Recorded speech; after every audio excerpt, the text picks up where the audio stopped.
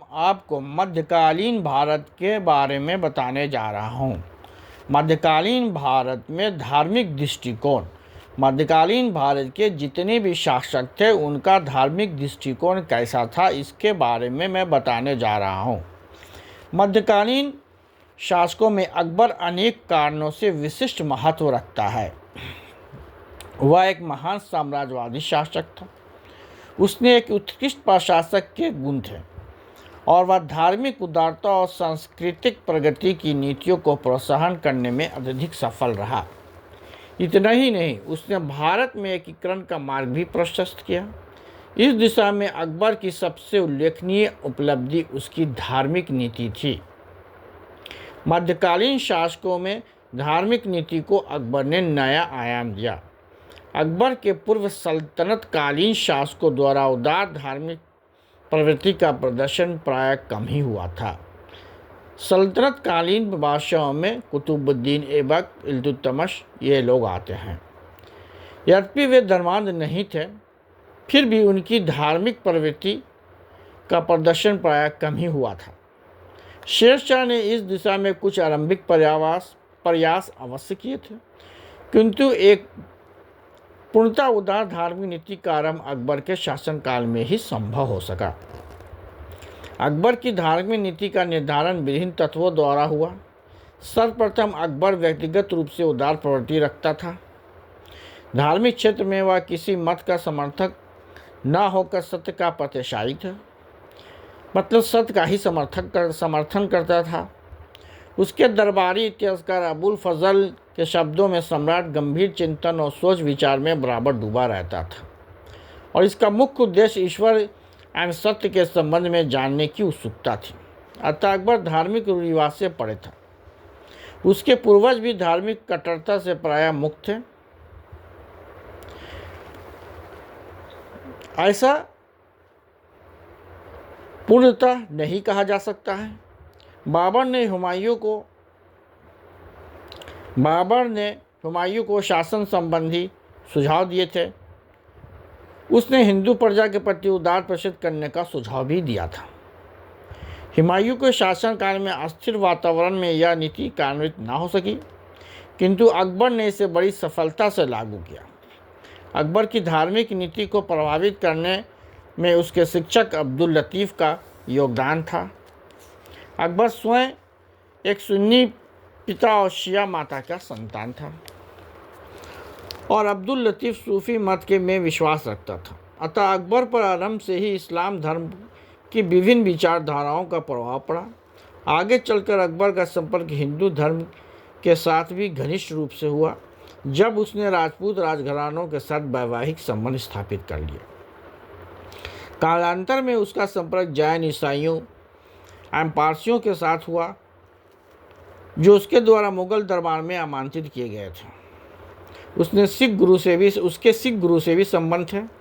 इन विभिन्न विचारधाराओं में अकबर को सभी धर्मों के प्रति सद्भाव और सहिष्णु की नीति अपनाने को प्रेरित किया और उसने उल्लेखनीय परिणाम निकले। अकबर की उस उदार धार्मिक नीति के कार्यान्वयन के लिए अनुकूल वातावरण भी प्राप्त हुए। सल्तनत काल में, विशेषकर 15वीं-16वीं शताब्दी के पूर्व भारत में भक्ति आंदोलन के संतों और सूफी संतों ने धार्मिक कट्टरता की भावना को कम करने और हिंदू और मुसलमानों के बीच अलगाव में कमी लाने में सराहनीय योगदान किए थे। मतलब कि सूफी संतों ने इस दिशा में भी काफ़ी सराहनीय योगदान दिया कि हिंदू मुस्लिम एकता और हिंदू मुस्लिम सद्भाव बना रहे। धार्मिक उदारता की यह नीति जनसाधारण के बीच मान्यता प्राप्त कर सकी और अकबर को इस दिशा में अत्यंत प्रभावशाली ढंग से सफलता प्राप्त हो सकी। यह स्मरणीय है कि अकबर की धार्मिक नीति का विकास क्रमिक रूप से हुआ। 1560 तक अकबर के दरबार में कट्टरपंथी वर्ग का प्रभाव बना था, किंतु 1560 के बाद अकबर के हिंदुओं के प्रति अपनी सौहार्द का प्रदर्शन किया। 1562 में ही अकबर का संपर्क राजपूतों के साथ स्थापित हो चुका था। उसने अम्बेर के राजघरानों में वैवाहिक संबंध भी स्थापित कर लिए थे। उसके कुछ ही समय बाद अकबर ने 1563 में हिंदुओं पर लगने वाला तीर्थ कर को समाप्त कर दिया। अगले वर्ष 1564 में अकबर ने हिंदुओं पर लगने वाला जजिया कर को भी समाप्त किया। 1565 में अकबर ने युद्ध बंदियों को बलपूर्वक धर्मांतरण के प्रथा को समाप्त कर दिया। यह एक उदार धार्मिक नीति की दिशा में महत्वपूर्ण और आरंभिक कदम थे। इस काल में अकबर के धार्मिक विचारों में कई परिवर्तन आए। ये परिवर्तन मुख्य रूप से अबुल फजल और उसके भाई फैजी और उन दोनों के पिता शेख मुबारक के प्रभावों का परिणाम था। अबुल फजल ने अकबर के समक्ष कुछ नए विचारों को रखा। उसने राजत्व को एक दैवी प्रकाश के रूप में प्रस्तुत किया और यह तर्क दिया कि सम्राट को ईश्वर के गुणों का प्रतिबिंब होना चाहिए। जिस प्रकार ईश्वर अपने द्वारा रचित मनुष्यों के प्रति कोई अंतर नहीं करता है, ठीक उसी तरह राजा को भी अपने प्रजा में किसी भी तरह का फर्क नहीं करना चाहिए। यह नीति सुले कुल के नाम से विख्यात हुई। इसका उद्देश्य सभी धर्मों के प्रति समान व्यवहार करना था, ताकि साम्राज्य में पूर्ण शांति का वातावरण बना रहे।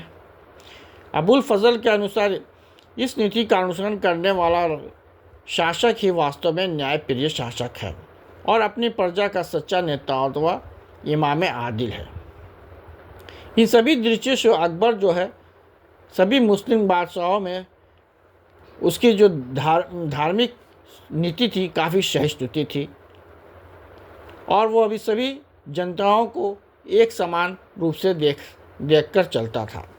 इन विचारों से अकबर को विभिन्न धर्मों के संबंध में जानकारी प्राप्त करने की प्रेरणा दी और उसने अपनी राजधानी फतेहपुर सिकरी में एक इबादत खाना अथवा प्रार्थना भवन का निर्माण कराया।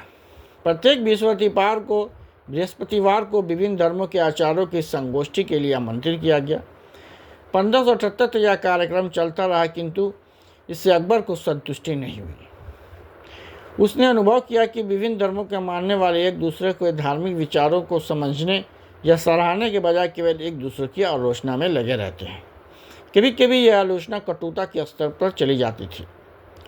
अतः अकबर ने यह संगोष्ठी समाप्त कर दी। फिर भी व्यक्तिगत रूप से विभिन्न धर्मों के आचार्यों से उसने विचार विमर्श जारी रखा। धार्मिक वाद विवाद के कार्यक्रम के प्राप्त ज्ञान के आधार पर अकबर ने एक घोषणा पत्र अथवा महजर जारी किया, जिसके अनुसार अकबर को धार्मिक प्रश्नों पर भी अपना मत व्यक्त करने का अधिकार प्राप्त हो गया। इस घोषणा पत्र के संबंध में इतिहासकारों ने अलग अलग विचार पाए जाते हैं। स्मिथ ने पोप के असीम अधिकारों की तरह मजहर को इनफैलिबिलिटी डिक्री का नाम दिया और उसे अकबर की असीम निरंकुशता का प्रमाण माना। मैलिसन ने इनके अनुसार इस घोषणा पत्र में से अकबर को हिंदू, जैन, बौद्ध, पारसी और अन्य प्रजा के साथ मुसलमानों के समान स्तर पर व्यवहार करने का अधिकार प्राप्त हुआ। कुछ अन्य इतिहासकारों के अनुसार इस मजहर द्वारा अकबर ने एक धार्मिक प्रधान के रूप में अपने आप को स्थापित किया और उसकी शक्तियां खलीफा और सम्राट दोनों के शक्तियों के समान हो गई। जबकि कुछ अन्य का विचार है कि उसने अपने समकालीन अन्य मुस्लिम शासकों की तुलना में अकबर ने इस घोषणा द्वारा अपनी शक्ति को बढ़ाने का प्रयास किया, किंतु ये सारे विचार अतिशयोक्तिपूर्ण हैं। महजर द्वारा अकबर ने असाधारण अधिकार प्राप्त नहीं किए, बल्कि उसने केवल उलेमा वर्ग को राजनीति में हस्तक्षेप की संभावना को समाप्त कर दिया, क्योंकि वह जानता था कि उदार धार्मिक नीति का सबसे प्रबल विरोध उलेमा वर्ग द्वारा किया जाता है। इस तरह हम कह सकते हैं कि सब धार्मिक नीति में मुगल काल में धार्मिक नीति जो सबसे अच्छी किसी बादशाह की धार्मिक नीति थी तो वो अकबर की थी, जबकि उसमें से कुछ राजाओं की धार्मिक नीति अच्छी नहीं थी। वह सहिष्णु की नीति को अपना नहीं सके थे। स्वाभाविक रूप से अकबर ने इस निर्णय को उलमा वर्ग का विरोध हुआ और 1579 से 1581 के बीच अकबर के साम्राज्य में एक गंभीर विद्रोह की स्थिति बनी रही, जिसे उलमा वर्ग ने भड़काया। इस संकट को बोगों ने भी लाभ उठाया, किंतु अकबर ने बड़े धैर्य से इस समस्या का समाधान किया।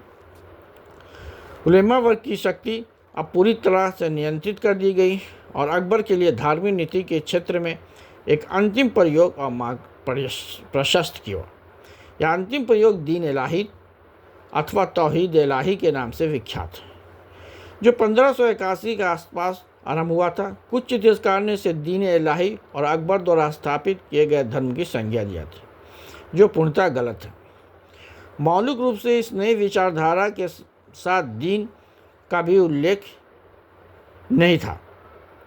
अकबर, दीन मतलब धर्म, अकबर और उसके समकालीन ने इसे धर्म के रूप में कभी नहीं देखा। जहांगीर के समकालीन मोहसिन फ़ानी ने अपनी रचना दबिस्तान मज़ाहिब में पहली बार इसे एक स्वतंत्र धर्म के रूप में वर्णित किया। वस्तुतः दीन इलाही ऐसी आचार संहिता जी जिसमें विभिन्न धर्मों के आदेशों और उपदेशों का संकलन था। अकबर द्वारा इसे प्रचारित करने का उद्देश्य केवल इतना था कि विभिन्न धर्मों के अनुयायी में एकता और सामंजस्य स्थापित किया जा सके, क्योंकि राष्ट्रीय एकीकरण की दिशा में प्रगति तभी हो सकती है। इस तरह से हम कह सकते हैं कि यह मुगल कालीन बादशाह में और सल्तनत कालीन बादशाहों के बीच अकबर का एक विशिष्ट स्थान है। अकबर की धार्मिक नीति सबसे उदार थी, जबकि कुछ बादशाहों की धार्मिक नीति उदार नहीं थी, जिसमें एक औरंगजेब भी थे, जिसकी कट्टर धार्मिक नीति से मुगल कालीन के पतन का भी मार्ग प्रशस्त हुआ। Thank you.